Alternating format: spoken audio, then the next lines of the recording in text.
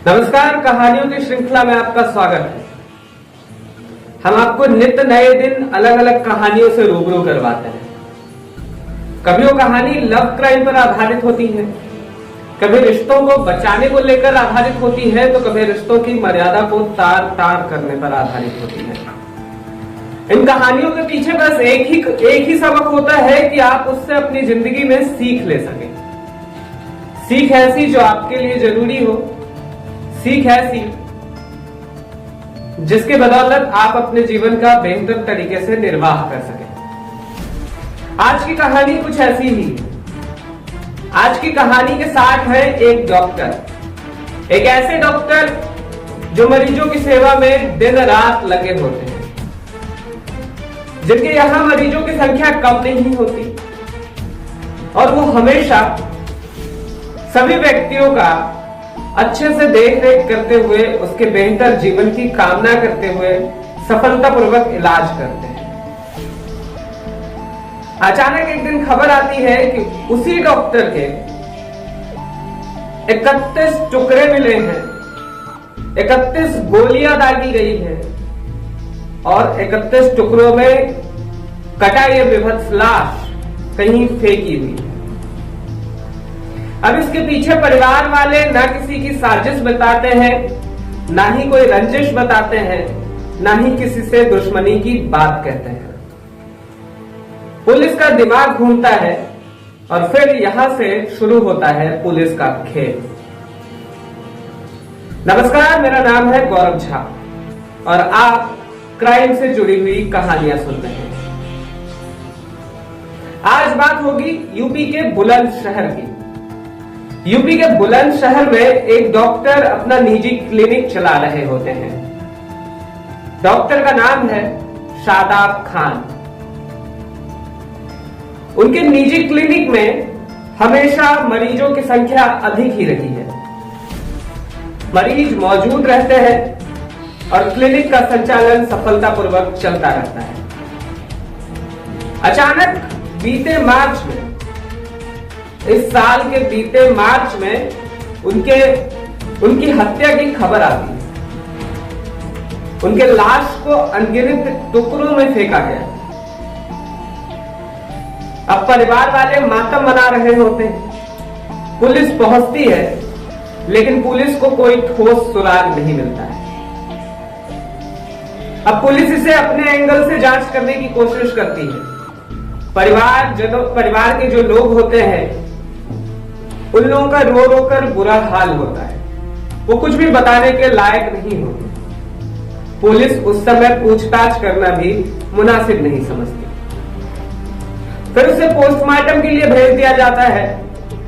Postmortem report आती है और रिपोर्ट यह कहती है कि इस लाश को विभत्स टुकड़ों में काटा गया है, लेकिन काटने से पहले इसे बहुत पीटा गया है और पीटने से पहले इसे गोलियां दागी गई है। अब आप ये सोचिए कि किसी एक लाश को कोई सामने वाला व्यक्ति पीटता है, या किसी जीवित व्यक्ति को, क्योंकि उस समय तक वो जीवित थे, सामने वाले व्यक्ति यदि उसे पीटते हैं, फिर उस पर गोलियों से प्रहार करते हैं, फिर उसके लाश के टुकड़े टुकड़े करते हैं, तो क्या ये एक साधारण काम हो सकता है? यह एक साधारण दुश्मनी हो सकती है? जरा गौर से सोचेंगे तो आप पाएंगे कि ये बहुत बड़ी रंजिश है। यह ऐसी रंजिश है जिसमें सामने वाले के क्रोध को देखा जा सकता है। सामने वाले के क्रोध का स्तर इतना हाई रहा होगा जो उसे पीटने और गोलियां दागने के बाद भी चैन नहीं आया होगा। तभी तो उसने उसे अलग अलग टुकड़ों में बांटा होगा। या फिर इसकी एक और थ्योरी निकल सकती है कि पुलिस से बचने के लिए और कोई सुराग पुलिस तक ना पहुंचे, इसलिए उसने अलग अलग पार्ट में बांट दिया। खैर, डॉक्टर शादाब की मौत हो जाती है। कुछ दिन गुजर जाते हैं। पुलिस लगातार अपनी जांच करती रहती है, क्योंकि मामला हाई प्रोफाइल था, एक ऐसे डॉक्टर से जुड़ा हुआ था जिनके ऊपर कभी कोई ब्लेम नहीं आया। जिन्होंने कभी मरीजों की खातिरदारी से समझौता नहीं किया, जिन्होंने कभी मरीजों की समस्या को ऐसा नहीं किया कि वो अनसुना करते।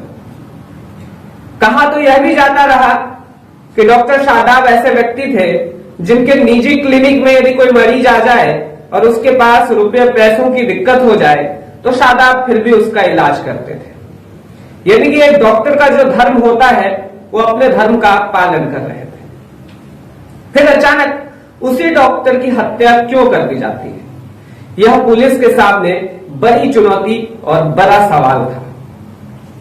पुलिस इस एंगल पर लगातार जांच कर रही थी, लेकिन हर जांच में पुलिस विफल हो रही थी। उन्हें उन चीजों के बारे में जानकारी नहीं मिल पा रही थी। अचानक नवंबर के महीने में पुलिस को, माफ कीजिएगा, अचानक जुलाई के महीने में पुलिस को खबर मिलती है कि हापुड़ में एक ऐसी ही लाश मिली है जिसके बॉडी पार्ट को 31 हिस्सों में बांटा गया है। बुलंदशहर की पुलिस फौरन हापुड़ के लिए रवाना हो जाती है। उस लाश की मेडिकल रिपोर्ट आती है। जिस व्यक्ति की लाश होती है उस व्यक्ति का नाम होता है मोहम्मद इमरान। अब यहां पुलिस उसे दो एंगल से जांच करने की सोचती है। पहला तो मुसलमान, दूसरा ये कि दोनों व्यक्तियों की सेम हत्याएं की गई है। क्या यह हत्या एक व्यक्ति ने ही की है? और यदि एक व्यक्ति ने ही की है तो बुलंदशहर से हापुड़ तक इसके तार कैसे फैले हुए हैं? क्या यह व्यक्ति परिवार का ही कोई व्यक्ति है? और अगर परिवार का व्यक्ति है तो फिर मोहम्मद इमरान से उसका क्या मतलब? मोहम्मद इमरान की मौत का जिम्मेदार कौन है? इधर हापुड़ पुलिस अपने स्तर से मामले की जांच करने लगती है। बुलंदशहर पुलिस भी अपने स्तर से मामले की जांच करती है, लेकिन दोनों पुलिस आपस में सहयोग बनाए रखती है। पता चलता है कि मोहम्मद इमरान की जो हत्या हुई है तो उनके परिवार के लोगों ने 4 लोगों के खिलाफ शिकायत लिखवाई है और कहा है कि इन्हीं 4 से इनकी रंजिश थी। उन 4 में जो सबसे बड़ा नाम था वो नाम था डॉक्टर शादाब के छोटे भाई का। अब पुलिस को दोनों कनेक्शन एक साथ मिलते हुए दिखाई देते हैं। पुलिस को ऐसा लगता है कि कहीं ना कहीं दोनों हत्याएं आपस में जुड़ी हुई है। इधर हापुड़ पुलिस बुलंदशहर पहुंचती है। बुलंदशहर पुलिस मेजबानी करने के लिए तैयार होती है।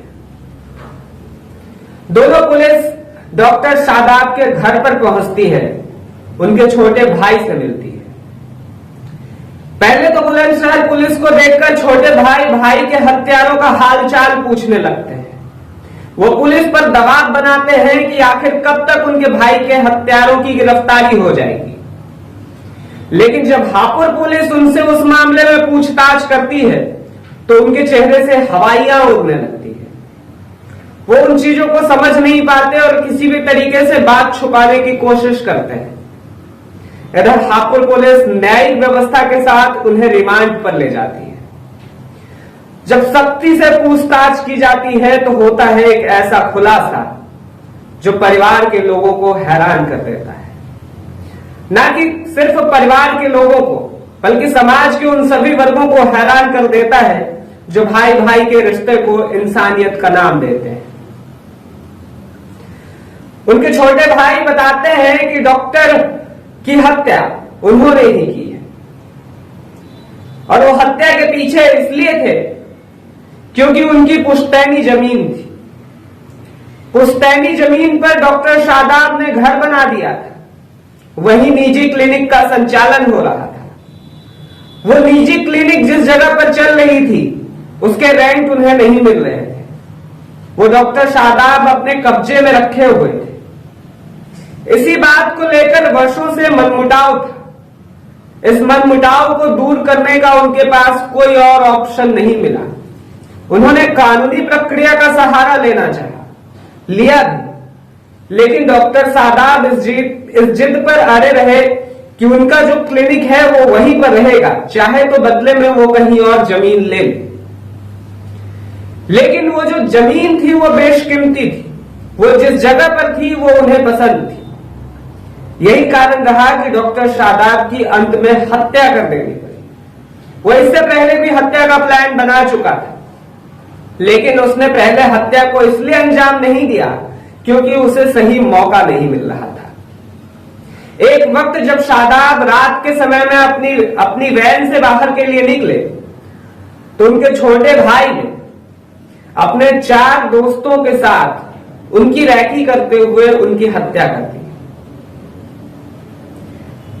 हत्या के बाद लाश को 31 टुकड़ों में बांटा गया। 31 गोलियां भी दागी गई, जबकि 2 से 4 गोलियों में मौत हो जा सकती थी। लेकिन ये लाश को अलग अलग पार्ट में डिवाइड करने का विचार इसलिए आया ताकि पुलिस को शादाब की गुमशुदगी के बारे में रिपोर्ट मिले, ना कि हत्या के बारे में रिपोर्ट मिले। वो सारी चीजें छुपाना चाह रहे थे, लेकिन यहां शादाब हत्याकांड का खुलासा हो गया था। अब पुलिस, हापुड़ पुलिस, मोहम्मद इमरान के मौत के बारे में जानकारी ले रही थी। मोहम्मद इमरान से उन्होंने बताया कि उसकी पुरानी दुश्मनी थी। एक बार जब वो नोएडा में रहते थे तो नोएडा में ही मोहम्मद इमरान मजदूरी किया करते थे। वो भी उन्हीं के साथ रहा करते थे, लेकिन यहीं से दुश्मनी की शुरुआत हुई थी। फिर बाद में उन्हें यह शहर छोड़कर जाना पड़ा क्योंकि हापुड़ और नोएडा की दूरी अधिक नहीं है। मोहम्मद इमरान ने जबरदस्ती की और उन्हें यह शहर छोड़ने पर मजबूर होना पड़ा। बस इसी बात को लेकर हमेशा खुंदक थी। हमेशा फोन कॉल पर दोनों के बीच गाली गलौज हुआ करता था। अचानक एक दिन जब शादाब के भाई से नहीं रहा गया तो उन्होंने इसी तरीके से योजना बनाई। इस योजना को अंजाम देने से पहले वो अपने भाई की मौत को अंजाम दे चुका था। उसने देखा कि 10 से 15 दिन गुजर गए, लेकिन पुलिस उसकी तहकीकात में पूरी तरीके से जुटने के बावजूद हत्यारे का पता नहीं लगा पा रही है। तो ऐसे में उसे एक तरकीब सूझी। उसे लगा कि उसकी जो तरकीब है वो काफी बेहतर है और वो उस तरकीब के सहारे अपना काम कर सकता है। फिलहाल शादाब के भाई जेल में है, लेकिन उनके 4 साथी अभी तक फरार हैं। 4 साथियों की तलाश पुलिस कर रही है, लेकिन रिश्तों के इस खेल में पैसों के लिए जो मारामारी होती है या हो रही है या आगे आने वाले दिनों में हम कह सकते हैं होने वाली है, इन चीजों से बचने की जरूरत है। हमें जरूरत है कि रिश्तों को संयमित बनाकर रखें, क्योंकि पैसे आज हैं, कल नहीं होंगे। लेकिन जब रिश्तों की जरूरत पड़ेगी तो वो बुनियाद अगर आपकी टिकी हुई है तो हमेशा के लिए कायम रहेगी। वक्त हो चला है विदा लेने का। ऐसी कहानियों के साथ फिर हम आपके बीच रूबरू होंगे। तब तक अपना ख्याल रखिएगा। नमस्कार।